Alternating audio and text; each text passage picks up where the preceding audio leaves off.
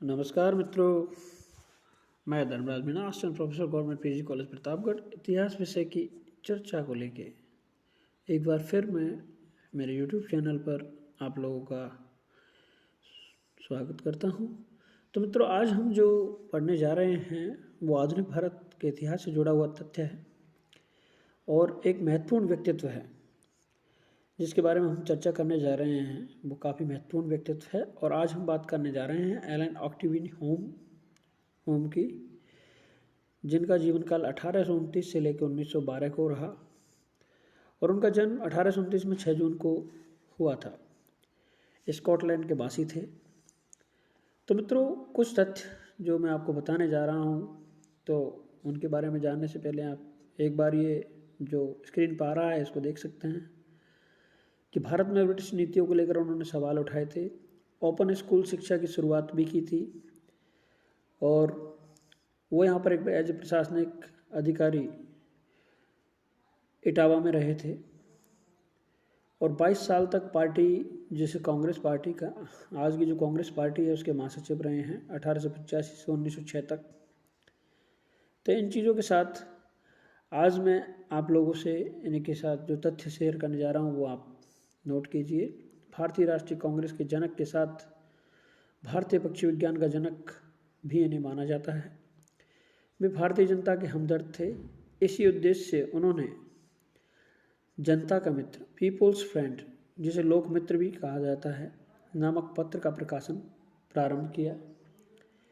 1883 में कलकत्ता विश्वविद्यालय के कॉन्फ्रेंस में वहाँ के स्नातकों को एक राष्ट्रीय संस्था के लिए समर्पित होकर, एक राष्ट्रीय संस्था के लिए जुटने के लिए उन्होंने तैयार किया।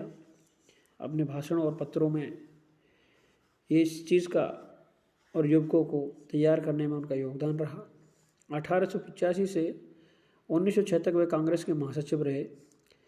इस दौरान कांग्रेस को मार्गदर्शन प्रदान करते रहे।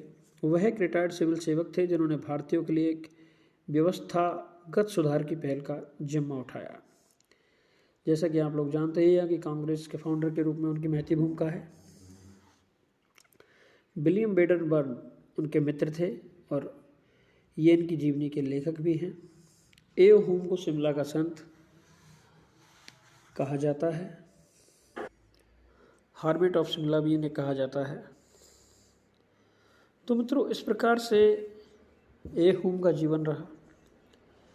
और हम बात करें तो आगे के जो फैक्ट्स हैं उनमें देखते हैं कि और 1885 से 1906 तक कांग्रेस के महासचिव रहे हैं, अवकाश प्राप्त ICS अधिकारी हैं।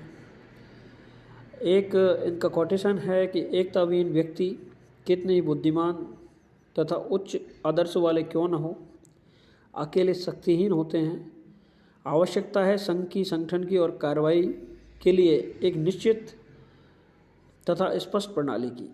ये वास्तव में उस समय के भारतीय आंदोलन के लिए बहुत ज़्यादा आवश्यक कथन है।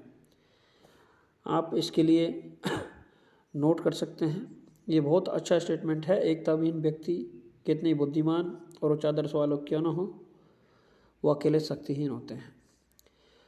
आगे का तथ्य है, ह्यूम का विचार था कि भारतीयों की समस्याएं तभी दूर हो सकती हैं जब वे राजनीतिक रूप से संगठित हों तथा उनकी कोई ऐसी संस्था जो सरकार तक उनकी समस्याओं को पहुंचा सके। इसी प्रकार से क्षेत्रीय स्वरूप को छोड़कर केंद्रीय विचार के रूप में राष्ट्रीय महत्व के विषय को उन्होंने स्वीकार किया। लाला लाजपत राय जी कहते हैं कि ह्यूम का हृदय भारतीयों के लिए रोता था।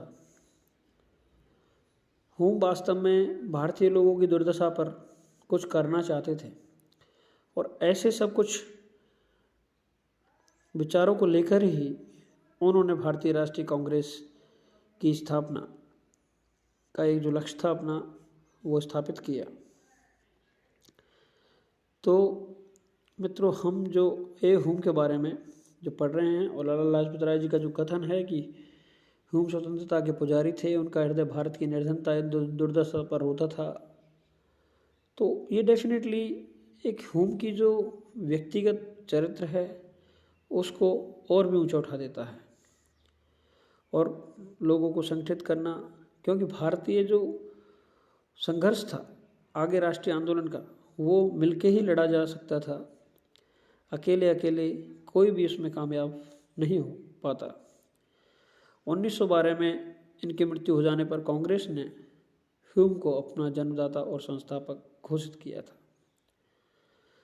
तो मित्रों, ये जो तथ्य थे ये ह्यूम से जुड़े हुए, आज हमने इन पर एक संक्षिप्त चर्चा की है। ज़रूरी था कांग्रेस की स्थापना के पीछे जिस व्यक्ति का हाथ है उसके थोड़े से विचार जान लिए जाएं।